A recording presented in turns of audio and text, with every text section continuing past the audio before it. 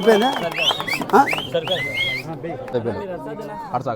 నిన్నటి దినం మన మైదుకూరు శాసనసభ్యులు రఘురామరెడ్డి గారు ఆయనకు ఓటమి ముందుగానే అంగీకరించి ఎట్లా దీన్ని ప్రజలను మభ్యపెట్టాలా అనే దానికి మా టీడీపీ అభ్యర్థి అయిన సుధాకర్ మీద తప్పుడు ఆలోచనలు చేస్తున్నాడు.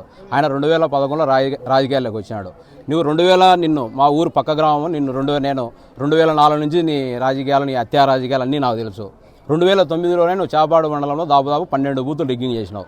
2000 రాజవారిపేట బూత్లో నన్ను మీ మనుషులు కొట్టి నన్ను బయటకి ఇడిచి కాలు ఎరిగింది. అట్లనే 2014లో కొడితే నువ్వు మన ఇటనే రిగ్గింగ్ చేసుకొని గెలిచినవే, లేకుంటే ఆ రోజే నీ ఓటమి అయిపోయింది. 2019లో అట్లనే చేసినావు.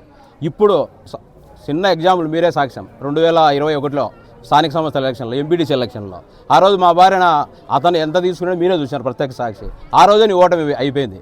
ఇట్లా నువ్వు మా సుధాకర్ మీద తప్పుడు ఆరోపణలు సరికాదు.